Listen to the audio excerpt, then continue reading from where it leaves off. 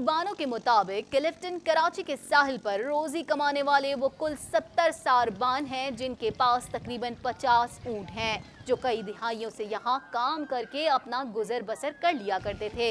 लेकिन उनकी जिंदगी में ये पहला मौका आया है कि वो उनके अहले खाना और ऊंट 2 माह से खाने तक को तरस गए हैं। उनके साथ उनके ऊंटबान भी भूख का शिकार हैं, क्योंकि एक ऊंट की ग़िज़ा पर यौमिया तकरीबन 400 रुपए फी होते हैं, जिसकी फराहमी इन हालात में उनके लिए मुमकिन नहीं रही, जिसके बाइस जंगली झाड़ियां काट कर ऊँटों को दी जा रही हैं। एक और ऊंटबान ने बताया कि अब उन्हें खुद और ऊंटों के लिए खुराक कोई उधार में भी नहीं दे रहा, जिसके बाइस वो सख्त परेशानी का शिकार हैं। एक कट्टा 400 रुपए का है और ये एक कट्टा सुबह शाम एक ऊंट का है।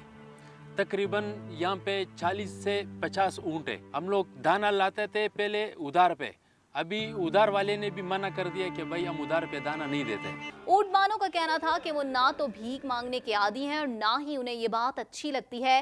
ताहम मौजूदा हालात के पेश नज़र अगर हुकूमत उनकी कुछ इमदाद कर दे तो उनकी मुश्किलात में कमी आ सकती है।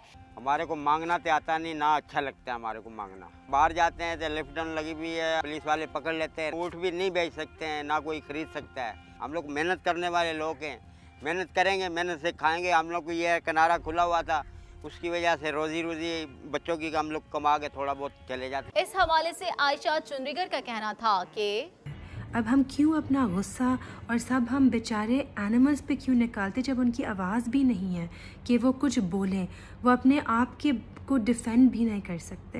लेकिन हम इन चीज़ों के बारे में सोचते नहीं हैं। हम सोचते हैं नहीं, वो दुनिया में और प्रॉब्लम्स, हम एनिमल्स के बारे में क्यों सोचें।